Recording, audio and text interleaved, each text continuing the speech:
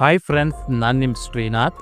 ಇವತ್ತಿನ ವಿಡಿಯೋದಲ್ಲಿ ನಾನು ಚಿಕ್ಕಮಗಳೂರಿನ ಒಂದು ಕಾಫಿ ಎಸ್ಟೇಟ್ನಲ್ಲಿ ಒಬ್ಬ ವ್ಯಕ್ತಿಗೆ ಆದ ರಿಯಲ್ ಗೋಸ್ಟ್ ಎಕ್ಸ್ಪೀರಿಯನ್ಸ್ನ ನಿಮ್ಮ ಜೊತೆ ಶೇರ್ ಮಾಡ್ಕೊಳ್ತಾ ಇದ್ದೀನಿ. ಚಿಕ್ಕಮಗಳೂರು ಅಂದರೆ ಯಾರಿಗೆ ತಾನೇ ಗೊತ್ತಿಲ್ಲ ಹೇಳಿ. ಇದು ಕರ್ನಾಟಕದ ಅತ್ಯಂತ ಸುಂದರವಾದ ಜಾಗ. ಇನ್ನು ಚಿಕ್ಕಮಗಳೂರಿಗೆ ಕಾಫಿ ನಾಡು ಅನ್ನೋ ಮತ್ತೊಂದು ಹೆಸರಿದೆ. ಯಾಕಂದರೆ ಇಲ್ಲಿನ ಕಾಫಿ ಎಸ್ಟೇಟ್ಗಳನ್ನು ನೋಡೋದಕ್ಕೆ ಎರಡು ಕಣ್ಣುಗಳು ಸಾಲೋದಿಲ್ಲ, ಅಷ್ಟು ಸುಂದರವಾಗಿರುತ್ತೆ. ಅದರಲ್ಲಿ ಹೊಸ್ಕಾನ್ ಎಸ್ಟೇಟ್ ಕೂಡ ಒಂದು.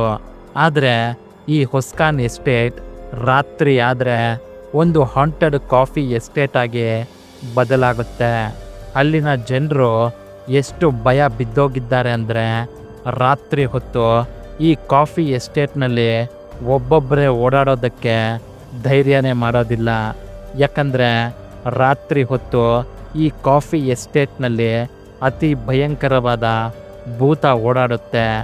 ಸೊ ಅವತ್ತು ರಾತ್ರಿ ಈ ಕಾಫಿ ಎಸ್ಟೇಟ್ನಲ್ಲಿ ಆ ವ್ಯಕ್ತಿಗೆ ಏನೆಲ್ಲ ಎಕ್ಸ್ಪೀರಿಯನ್ಸ್ ಆಯಿತು ಅಂತ ಗೊತ್ತಾದರೆ ನಿಮಗೂ ಗೊತ್ತಿಲ್ಲದ ಹಾಗೆ ನಿಮ್ಮ ಮೈಯಲ್ಲಿ ನಡುಕ ಹುಟ್ಕೊಳ್ಳುತ್ತೆ.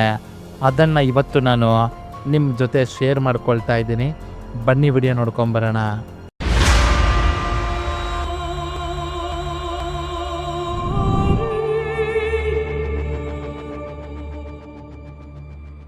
ಸೊ ಚಿಕ್ಕಮಗಳೂರಿನ ಆ ಕಾಫಿ ಎಸ್ಟೇಟ್ನಲ್ಲಿ ರಿಯಲ್ ಗೋಸ್ಟ್ ಎಕ್ಸ್ಪೀರಿಯನ್ಸ್ನ ಪಡ್ಕೊಂಡ ಆ ವ್ಯಕ್ತಿಯ ಹೆಸರು ಅಜಿತ್ ಕುಮಾರ್. ಇನ್ನು ಅಜಿತ್ ಕುಮಾರ್ ಮೂಲತಃ ಬಿಹಾರ್ನವರು. ಹೊಟ್ಟೆ ಪಾಡಿಗೆ ಅಂತ ಚಿಕ್ಕಮಗಳೂರಿನ ಹೊಸ್ಕಾನ್ ಕಾಫಿ ಎಸ್ಟೇಟ್ನಲ್ಲಿ ಕೆಲಸ ಮಾಡ್ತಾ ಇರ್ತಾರೆ. ಇವರ ಪೂರ್ತಿ ಫ್ಯಾಮಿಲಿ ಅಂದರೆ ಹೆಂಡತಿ, ಮಕ್ಕಳು, ಅಪ್ಪ, ಅಮ್ಮ ಎಲ್ಲರೂ ಬಿಹಾರ್ನಲ್ಲೇ ಇರ್ತಾರೆ. ಇವರು ಮಾತ್ರ ಹೊಸ್ಕಾನ್ ಎಸ್ಟೇಟ್ನಲ್ಲಿ ಕೆಲಸ ಮಾಡ್ತಾ ಇರ್ತಾರೆ. 6 ತಿಂಗಳಿಗೊಮ್ಮೆ 3 ತಿಂಗಳಿಗೊಮ್ಮೆ ಬಿಹಾರ್ಗೆ ಹೋಗಿ ಹೆಂಡತಿ ಮಕ್ಕಳನ್ನು ಮಾತಾಡಿಸ್ಕೊಂಡು ಬರ್ತಾರೆ. ಈ ರೀತಿ ಅಜಿತ್ ಕುಮಾರ್ ಅವರ ಜೀವನ ನಾರ್ಮಲ್ಲಾಗಿ ನಡೀತಾ ಇರುತ್ತೆ. ಆದರೆ ಅವತ್ತೊಂದಿನ ರಾತ್ರಿ ಆದ ರಿಯಲ್ ಗೋಸ್ಟ್ ಎಕ್ಸ್ಪೀರಿಯನ್ಸ್ನಿಂದ ಅಜಿತ್ 3 ತಿಂಗಳು ಹಾಸಿಗೆಯನ್ನು ಹಿಡಿದಿದ್ರು. ಅಷ್ಟೇ ಅಲ್ಲ, ಅವತ್ತು ರಾತ್ರಿ ಅಜಿತ್ ಅವರ ಪ್ರಾಣನೇ ಹೋಗ್ಬಿಡ್ಬೇಕಾಗಿತ್ತು. ಆದರೆ ಸ್ವಲ್ಪದ್ರಲ್ಲಿ ತಪ್ಪಿಸ್ಕೊಂಡ್ರು ಅಷ್ಟೇ. ಇಷ್ಟಕ್ಕೂ ಅವತ್ತು ಏನಾಯಿತು ಅಂದರೆ, ಅವತ್ತು ಅಜಿತ್ ನಾರ್ಮಲ್ಲಾಗಿ ಬೆಳಗ್ಗೆನೆ ಕಾಫಿ ಎಸ್ಟೇಟ್ನಲ್ಲಿ ಕೆಲಸ ಮಾಡೋದಕ್ಕೆ ಅಂತ ಹೋಗ್ತಾರೆ. ಸಂಜೆವರೆಗೂ ಕೆಲಸ ಮಾಡಿ ವಾಪಸ್ ಮನೆಗೆ ಬರ್ತಾರೆ. ಮನೆಗೆ ಬಂದು ಸ್ವಲ್ಪ ಹೊತ್ತು ರೆಸ್ಟ್ ಮಾಡಿ ಊಟ ತಿಂದು ಅಜಿತ್ ನಿದ್ದೆ ಮಾಡೋಣ ಅಂತ ಮಲ್ಕೋತಾರೆ.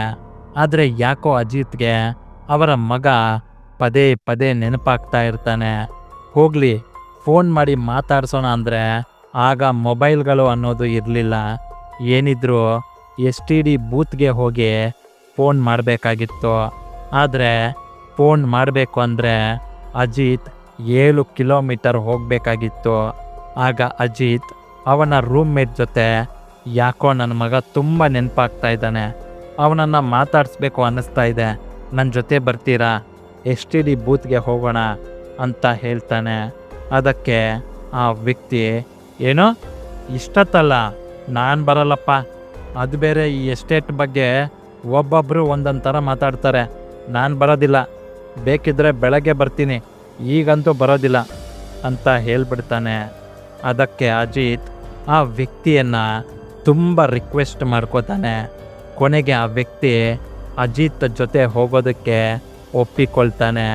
ಹೀಗೆ ಅವರಿಬ್ಬರು ಒಂದು ಸೈಕಲ್ ಮೇಲೆ ಹೊಸ್ಕಾನ್ ಎಸ್ಟೇಟ್ನಿಂದ ಸುಮಾರು 7 ಕಿಲೋಮೀಟರ್ ದೂರದಲ್ಲಿದ್ದ STD ಬೂತ್ ಕಡೆಗೆ ಹೋಗ್ತಾ ಇರ್ತಾರೆ.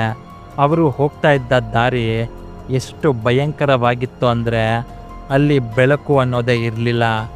ಯಾವ ಕಡೆ ನೋಡಿದ್ರೂ ಬರೀ ಕತ್ತಲು ಮಾತ್ರ ಕಾಣಿಸ್ತಾ ಇತ್ತು. ಎಲ್ಲದಕ್ಕಿಂತ ಹೆಚ್ಚಾಗಿ ಆ ರಸ್ತೆಯಲ್ಲಿ ಇವರಿಬ್ಬರನ್ನ ಬಿಟ್ಟರೆ ಯಾರಂದರೆ ಯಾರೂ ಇರಲಿಲ್ಲ. ಅವರು ಹೋಗ್ತಾ ಇದ್ದ ಜಾಗ ಎಷ್ಟು ನಿಶ್ಶಬ್ದವಾಗಿತ್ತು ಅಂದರೆ ಅವರ ಎದೆ ಬಡಿತದ ಶಬ್ದ ಅವರಿಗೆ ಕೇಳಿಸ್ತಾ ಇತ್ತು. ಈ ಕಡೆ ಅಜಿತ್ ಕೂಡ ಏನಪ್ಪ ಇದು, ಈ ಜಾಗ ಇಷ್ಟು ಭಯಂಕರವಾಗಿದೆ ಅಂತ ಅಂದುಕೊಳ್ತಾನೆ. ಆದರೆ ಮಗನನ್ನ ಹೇಗಾದರೂ ಮಾಡಿ ಮಾತಾಡಿಸ್ಲೇಬೇಕು ಅಂತ ಒಂದೇ ಒಂದು ಕಾರಣಕ್ಕೆ ಅಜಿತ್ ಆ ದಾರಿಯಲ್ಲಿ ಹೋಗ್ತಾ ಇದ್ದ. ಹೀಗೆ ಅಜಿತ್ ಮತ್ತು ಅವನ ರೂಮ್ಮೇಟ್ ಹೋಗ್ತಾ ಇರುವಾಗ ಇದ್ದಕ್ಕಿದ್ದ ಹಾಗೆ ಅವರ ಸೈಕಲ್ ಚೈನ್ ಕಟ್ಟಾಗೋಗತ್ತೆ. ಆಗ ಇಬ್ಬರು ಸೈಕಲ್ನಿಂದ ಕೆಳಗಿಳಿದು, ಥೂ ಇದೇನು ಹಣೆ ಬರೋಣಪ್ಪ, ಮಗನನ್ನು ಮಾತಾಡ್ಸೋಣ ಅಂತ ಹೋಗ್ತಾ ಇದ್ರೆ ಹಾಳಾದ ಚೈನು ಇವಾಗಲೇ ಕಟ್ಟಾಗಬೇಕಾ ಅಂತ ಬೈಕೋತಾರೆ. ಇದಾದ ನಂತರ ಸೈಕಲ್ ಚೈನ್ನ ರೆಡಿ ಮಾಡಬಹುದಾ ಇಲ್ವಾ ಅಂತ ಚೆಕ್ ಮಾಡ್ತಾ ಇರ್ತಾನೆ. ಆಗ ಅಜಿತ್ ಗಮನ ಯಾಕೋ ಆ ಕಾಫಿ ಎಸ್ಟೇಟ್ನ ಒಂದು ಭಾಗದ ಕಡೆಗೆ ಗಮನ ಹೋಗುತ್ತೆ. ಅಲ್ಲಿ ಕಂಡ ದೃಶ್ಯವನ್ನು ನೋಡಿ ಅಜಿತ್ ಅಲ್ಲೇ ಪ್ಯಾಂಟ್ನಲ್ಲೇ ಉಚ್ಚೆ ಉಯ್ಕೊಂಡ್ಬಿಡ್ತಾನೆ. ಯಾಕಂದರೆ ಆ ಕಾಫಿ ಎಸ್ಟೇಟ್ನ ಮಧ್ಯದಲ್ಲಿ ಯಾರೋ ಒಬ್ಬ ವ್ಯಕ್ತಿ ತುಂಬ ವಿಚಿತ್ರವಾಗಿ ನಡ್ಕೊಂಡು ಹೋಗ್ತಾ ಇದ್ದ. ಆದರೆ ಟ್ವಿಸ್ಟ್ ಏನಪ್ಪ ಅಂದರೆ ಆ ವ್ಯಕ್ತಿಗೆ ತಲೆ ಇರಲಿಲ್ಲ. ಅದನ್ನು ನೋಡಿ ಅಜಿತ್ ತಕ್ಷಣ ಗಡಗಡ ಅಂತ ನಡುಕ್ತಾನೆ. ಅವನ ರೂಮ್ಮೇಟ್ನ ಕರೆದು, ಏಯ್ ಅಲ್ಲಿ ನೋಡು, ತಲೆ ಇಲ್ಲದೆ ಇರೋ ದೆವ್ವ ಹೋಗ್ತಾ ಇದೆ ಅಂತ ಹೇಳ್ತಾನೆ. ಆದರೆ ಆ ವ್ಯಕ್ತಿ ಆ ಕಡೆ ನೋಡುವಾಗ ಅಲ್ಲಿ ಯಾರೂ ಇರಲಿಲ್ಲ. ಆಗ ಆ ವ್ಯಕ್ತಿ, ಏನು ಅಜಿತ್ ತಮಾಷೆ ಮಾಡ್ತಾ ಇದೆಯಾ, ಏನೋ ಪಾಪ ಅಂತ ಬಂದರೆ ನನಗೆ ಭಯ ಬೀಳ್ಸೋದಕ್ಕೆ ಟ್ರೈ ಮಾಡ್ತಾ ಇದೆಯಾ, ಅದೆಲ್ಲ ನನ್ನ ಹತ್ರ ನಡೆಯೋದಿಲ್ಲ, ಬಾ ಅಂತ ಹೇಳ್ತಾನೆ. ಇದಾದ ಮೇಲೆ ಸೈಕಲ್ ಚೈನ್ನ ರೆಡಿ ಮಾಡಿಕೊಂಡು ಇಬ್ಬರು ಅದೇ ಸೈಕಲ್ ಮೇಲೆ STD ಬೂತ್ಗೆ ಹೋಗ್ತಾ ಇರ್ತಾರೆ.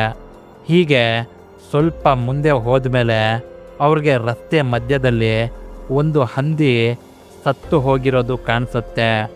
ಅದನ್ನು ನೋಡಿ ಅವರಿಬ್ಬರು, ನೋಡು ಹಂದಿನ ಯಾರೋ ಪಾಪ ಗಾಡಿಯಿಂದ ಗುದ್ಕೊಂಡು ಬಿಟ್ಟಿದ್ದಾರೆ ಅಂತ ಮಾತಾಡಿಕೊಳ್ತಾರೆ. ಅದೇ ಟೈಮ್ಗೆ ಯಾರೋ ಅವರ ಹಿಂದ್ಗಡೆ ಬರ್ತಾ ಇರೋ ಥರ ಅನಿಸುತ್ತೆ. ಆಗ ಅವರಿಬ್ಬರು ಹಿಂದೆ ತಿರುಗಿ ನೋಡಿದಾಗ ಆ ರಸ್ತೆಯಲ್ಲಿ ಯಾರಂದರೆ ಯಾರೂ ಇರೋದಿಲ್ಲ. ಇದಾದ ಮೇಲೆ ಮತ್ತೆ ಅವರಿಬ್ಬರಿಗೂ ಯಾರೋ ಅವರ ಮುಂದುಗಡೆಯಿಂದ ಬರ್ತಾ ಇರೋ ಥರ ಅನಿಸುತ್ತೆ. ಆಗ ಹಿಂದೆ ತಿರುಗಿದ್ದ ಅವರಿಬ್ಬರು ಮುಂದೆ ತಿರುಗಿದಾಗ ಅಲ್ಲೂ ಕೂಡ ಅಷ್ಟೇ ಯಾರಂದರೆ ಯಾರೂ ಇರಲಿಲ್ಲ. ಅದೇ ಟೈಮ್ಗೆ ಅವರಿಬ್ಬರಿಗೂ ಒಂದು ಶಬ್ದ ಕೇಳಿಸುತ್ತೆ. ಅದೇನೆಂದರೆ ಯಾರೋ ಕಾಲಿಗೆ ಗೆಜ್ಜೆ ಕಟ್ಕೊಂಡು ಝಲ್ ಝಲ್ ಝಲ್ ಅಂತ ಓಡಾಡ್ತಾ ಇರೋ ಥರ ಶಬ್ದ ಕೇಳಿಸುತ್ತೆ. ಆಗ ಅವರಿಬ್ಬರು ಆ ಗೆಜ್ಜೆ ಶಬ್ದ ಎಲ್ಲಿಂದ ಬರ್ತಾ ಇದೆ ಅಂತ ಸುತ್ತಮುತ್ತ ನೋಡ್ತಾರೆ. ಅಷ್ಟೊತ್ತಿಗೆ ಅವರ ಮನಸ್ಸಿನಲ್ಲಿ ಭಯ ಅನ್ನೋದು ಹುಟ್ಕೊಂಡ್ಬಿಟ್ಟಿತ್ತು. ಆದರೆ ಅವರ ಕಣ್ಣಿಗೆ ಮಾತ್ರ ಯಾರೂ ಕಾಣಿಸೋದಿಲ್ಲ. ಇದಾದ ಮೇಲೆ ನೆಕ್ಸ್ಟ್ ಅವರು ಸತ್ತಿರೋ ಆ ಹಂದಿಯ ಕಡೆಗೆ ನೋಡ್ತಾರೆ ಅಷ್ಟೇ. ಆದರೆ ಅಲ್ಲಿ ನಡೆದ ಘಟನೆಯನ್ನು ನೋಡಿ ಅವರಿಬ್ಬರು ದಿಗ್ಭ್ರಾಂತರಾಗಿ ಹೋಗ್ತಾರೆ. ಯಾಕಂದರೆ ಇದಕ್ಕೂ ಮುಂಚೆಯಷ್ಟೇ ಅವರ ಕಣ್ಣೆದುರೇ ಸತ್ತು ಬಿದ್ದಿದ್ದ ಆ ಹಂದಿ ಆ ಜಾಗದಲ್ಲಿ ಇರಲಿಲ್ಲ. ಇದರಿಂದ ಅವರಿಬ್ಬರಿಗೂ ಈ ಜಾಗದಲ್ಲಿ ಏನೋ ನಡೆಯುತ್ತೆ ಅನ್ನೋ ನೆಗೆಟಿವಿಟಿ ಫೀಲಿಂಗ್ ಬರುತ್ತೆ. ಇದಾದ ಮೇಲೆ ಭಯದಲ್ಲೇ ಅವರಿಬ್ಬರು ಮುಂದೆ ಹೋಗಬೇಕಾ ಅಥವಾ ವಾಪಸ್ ಹಿಂದೆ ಹೋಗ್ಬಿಡ್ಬೇಕಾ ಅನ್ನೋ ಗೊಂದಲದಲ್ಲಿ ಇರ್ತಾರೆ. ಆಗ ಅಜಿತ್, ಇನ್ನೊಂದು ಸರಿ ನೋಡೋಣ, ಇದೇ ಥರ ಏನಾದರೂ ಕೆಟ್ಟದಾಗಿ ಆದರೆ ವಾಪಸ್ ಹೋಗ್ಬಿಡೋಣ ಅಂತ ಹೇಳ್ತಾನೆ. ಈ ರೀತಿ ಅವರಿಬ್ಬರು ಭಯದಲ್ಲೇ ಕಾಫಿ ಎಸ್ಟೇಟ್ನಲ್ಲಿ ಹೋಗ್ತಾ ಇರ್ತಾರೆ. ಯಾವಾಗ ಏನಾಗ್ಬಿಡುತ್ತೋ, ಯಾವ ಕಡೆಯಿಂದ ಏನು ಬರುತ್ತೋ ಅನ್ನೋ ಭಯದಲ್ಲಿ ಹೋಗ್ತಾ ಇರ್ತಾರೆ. ಈ ಕಡೆ ಎಲ್ಲೋ ದೂರದಲ್ಲಿ ಗೂಬೆಗಳು ಕೂಗೋ ಶಬ್ದ ಕೇಳಿಸುತ್ತೆ. ಮತ್ತೊಂದು ಕಡೆ ಅದೇ ಎಸ್ಟೇಟ್ನಲ್ಲಿ ಇದ್ದ ನಾಯಿಗಳು ತುಂಬ ವಿಚಿತ್ರವಾಗಿ ಅಳೋದಕ್ಕೆ ಸ್ಟಾರ್ಟ್ ಮಾಡ್ತವೆ. ಈ ರೀತಿ ಅವರು ಹೋಗ್ತಾ ಇರುವಾಗ ಅವರು ಹೋಗ್ತಾ ಇದ್ದ ಜಾಗದಿಂದ ಸುಮಾರು 150 ಮೀಟರ್ ದೂರದಲ್ಲಿ ಯಾರೋ ಒಬ್ಳು ಹೆಂಗಸು ನಡ್ಕೊಂಡು ಹೋಗ್ತಾ ಇರೋ ಥರ ಕಾಣಿಸುತ್ತೆ. ಅದನ್ನು ನೋಡಿ ಇವರಿಬ್ಬರು, ಏನು ಧೈರ್ಯ ನೋಡು ಆ ಹೆಂಗಸಿಗೆ, ಗಂಡಸರಾಗಿ ನಮಗೆ ಇಷ್ಟು ಭಯ ಆಗ್ತಾ ಇದೆ, ಆದರೆ ಹೆಂಗಸಾಗಿತ್ಕೊಂಡು ಅವ್ರು ನೋಡು ಎಷ್ಟು ಧೈರ್ಯವಾಗಿ ಹೋಗ್ತಾ ಇದ್ದಾರೆ ಅಂತ ಮಾತಾಡಿಕೊಳ್ತಾರೆ. ಹೀಗೆ ಆ ಹೆಂಗಸು ಮುಂದೆ ಹೋಗ್ತಾ ಇದ್ರೆ ಇವರಿಬ್ಬರು ಆ ಹೆಂಗಸಿನ ಹಿಂದೆನೇ ಒಂದಷ್ಟು ದೂರದಲ್ಲಿ ಫಾಲೋ ಮಾಡ್ಕೊಂಡು ಹೋಗ್ತಾ ಇರ್ತಾರೆ. ಸದ್ಯ ಈ ಜಾಗದಲ್ಲಿ ನಾವಿಬ್ಬರು ಮಾತ್ರ ಅಲ್ಲ, ನಮ್ಮ ಜೊತೆ ಇನ್ನೂ ಒಬ್ರಿದ್ದಾರೆ ಅನ್ನೋ ಧೈರ್ಯ ಅವರಿಗಿತ್ತು. ಆದರೆ ಹೋಗ್ತಾ ಹೋಗ್ತಾ ಅವರು ನೋಡ್ತಾನೆ ಅವರ ಮುಂದೆ ಹೋಗ್ತಾ ಇದ್ದ ಆ ಹೆಂಗಸು ಮಾಯವಾಗಿ ಹೋಗ್ತಾಳೆ. ಇದರಿಂದ ಅವರಿಗಿದ್ದ ಭಯ ಮತ್ತಷ್ಟು ಜಾಸ್ತಿ ಆಗುತ್ತೆ. ಅದೇ ಸಮಯಕ್ಕೆ ಅಜಿತ್ ರೂಮ್ಮೇಟ್ ಒಂದು ಭಯಂಕರವಾದ ದೃಶ್ಯವನ್ನು ನೋಡಿಬಿಡ್ತಾನೆ. ಅದೇನೆಂದರೆ, ಇದಕ್ಕೂ ಮುಂಚೆ ಅಜಿತ್ ನೋಡಿದ ಅದೇ ತಲೆ ಇಲ್ಲದ ವ್ಯಕ್ತಿಯನ್ನು ಈಗ ಅವನು ಕೂಡ ನೋಡಿಬಿಡ್ತಾನೆ. ಅಷ್ಟೇ ಅಲ್ಲ, ಆ ತಲೆ ಇಲ್ಲದ ವ್ಯಕ್ತಿ ದಟ್ಟವಾದ ಹೊಗೆಯ ಮಧ್ಯೆ ಹೋಗ್ತಾ ಇದ್ದ. ಅಷ್ಟೇ ಅಲ್ಲದೆ ಆ ವ್ಯಕ್ತಿ ಹೋಗುವಾಗ ತುಂಬ ವಿಚಿತ್ರವಾಗಿ ಅಳ್ತಾ ಹೋಗ್ತಾ ಇದ್ದ. ಆ ದೃಶ್ಯವನ್ನು ನೋಡಿ ಇವರಿಬ್ಬರಿಗೂ ಉಸಿರೇ ನಿಂತು ಹೋಗಿತ್ತು. ಇನ್ನೂ ತಡ ಮಾಡದೆ ಅವರಿಬ್ಬರು ವಾಪಸ್ ಎಸ್ಟೇಟ್ ಕಡೆಗೆ ಹೊರಟೋಗ್ತಾರೆ. ಒಂದು ವೇಳೆ ಅವರು ಧೈರ್ಯ ಮಾಡಿ ಇನ್ನೂ ಸ್ವಲ್ಪ ಮುಂದೆ ಹೋಗಿದ್ದಿದ್ರೆ ಆ ಭೂತಕ್ಕೆ ಬಲಿಯಾಗೋಗ್ತಾ ಇದ್ರು. ವಾಪಸ್ ಎಸ್ಟೇಟ್ ಮನೆಗೆ ಬಂದ ಮೇಲೆ ಅಜಿತ್ಗೆ 3 ತಿಂಗಳುಗಳ ಕಾಲ ಮೈ ಹುಷಾರಿಲ್ಲದೆ ಹೋಗುತ್ತೆ. ಇದು ಚಿಕ್ಕಮಗಳೂರಿನ ಹೊಸ್ಕಾನ್ ಎಸ್ಟೇಟ್ನಲ್ಲಿ ಅಜಿತ್ಗೆ ಆದ ರಿಯಲ್ ಗೋಸ್ಟ್ ಎಕ್ಸ್ಪೀರಿಯನ್ಸ್. ನಿಮಗೇನಾದರೂ ಇದೇ ರೀತಿ ಎಕ್ಸ್ಪೀರಿಯನ್ಸ್ಗಳು ಆಗಿದ್ದರೆ ಅದನ್ನು ನೀವು ನನ್ನ ಜೊತೆ ಶೇರ್ ಮಾಡ್ಕೋಬಹುದು. ನಿಮ್ಮ ಸ್ಟೋರಿನ ನಾನು ಈ ನಿಮ್ಮ ಚಾನಲ್ನಲ್ಲಿ ಎಲ್ಲರ ಜೊತೆ ಶೇರ್ ಮಾಡ್ಕೋತೀನಿ. ಸೊ ಫ್ರೆಂಡ್ಸ್, ಇದು ಇವತ್ತಿನ ರಿಯಲ್ ಹಾರರ್ ಸ್ಟೋರಿಯಾಗಿತ್ತು.